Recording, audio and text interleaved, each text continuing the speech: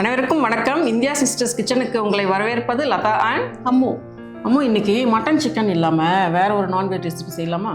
சீ ஃபுட்லேருந்து ஒன்று செய்யலாமா? சரி, என்ன செய்யலாம்? எறா தொக்கு செய்யலாமா? சரி, அப்படிதான் ஆகட்டும். எறாவோட நெய்யும் தேங்காயும் சேர்த்து செய்கிறதால நல்ல வாசனையாகவும் நல்ல சுவையாகவும் இருக்கும். சாதத்தோட பிசைஞ்சு சாப்பிட ரொம்ப ரொம்ப நல்லா இருக்கும். இதை எப்படி செய்யறதுன்னு பார்க்கலாம் வாங்க. அதுக்கு முன்னாடி இந்தியா சிஸ்டர்ஸ் கிச்சன் சேனலை சப்ஸ்கிரைப் பண்ணி வச்சுக்கோங்க. பக்கத்தில் இருக்கிற பெல் ஐக்கானை ப்ரெஸ் பண்ணி வச்சுக்கோங்க.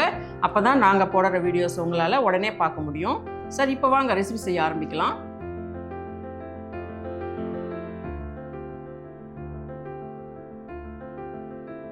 முதல்ல அடுப்பை ஆன் பண்ணி ஒரு பேன் வச்சு அதில் 5 டேபிள் ஸ்பூன் எண்ணெய் விட்டுக்கலாம்.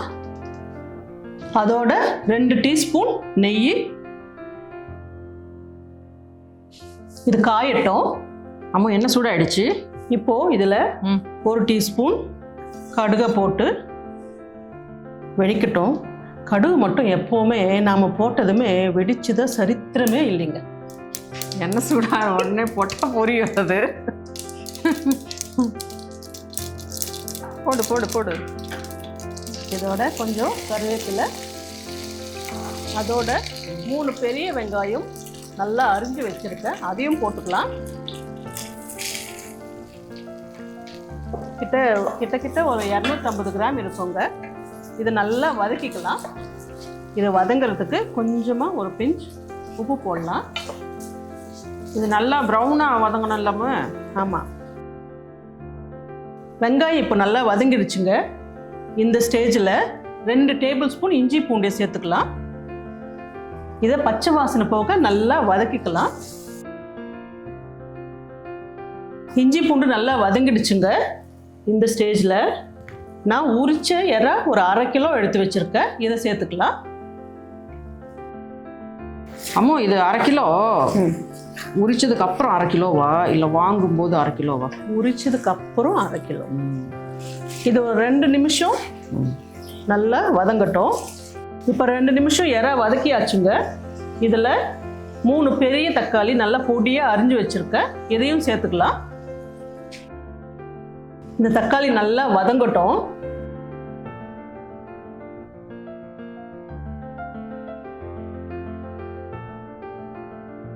இப்போ தக்காளி நல்லா வதங்கிடுச்சுங்க. இப்போ 3 டேபிள் ஸ்பூன் மிளகாத்தூள் போட்டுக்கலாம். 2 டேபிள் ஸ்பூன் தனியாத்தூள், 1 டீஸ்பூன் மஞ்சத்தூள், 2 டீஸ்பூன் உப்பு, இது எல்லாம் போட்டு நல்லா கலந்து விட்டுக்கலாம்.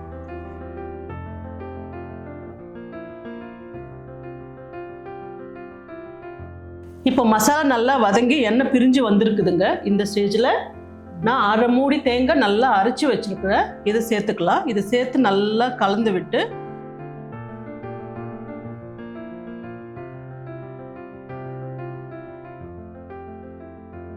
இந்த மசாலா நல்ல சூடான சாதத்தோட சேர்த்து சாப்பிடுவோம், நல்லா இருக்குங்க. சாம்பார் சாதம், ரசம் சாதம், தயிர் சாதத்துக்கு தொட்டுட்டு சாப்பிட்றதுக்கும் ரொம்ப நல்லா இருக்கும். நீங்கள் ஒரு முறை இதை செஞ்சு பாருங்க, நீங்கள் மறுபடியும் செய்யணும்னு தோணும் உங்களுக்கு. ஒரு 10 நிமிஷம் சிம்மில் மூடி வைக்கலாம். நடுவில் மூடியை திறந்து அப்பப்போ கலந்து விடுங்க, இல்லைன்னா அடி பிடிச்சிடும்.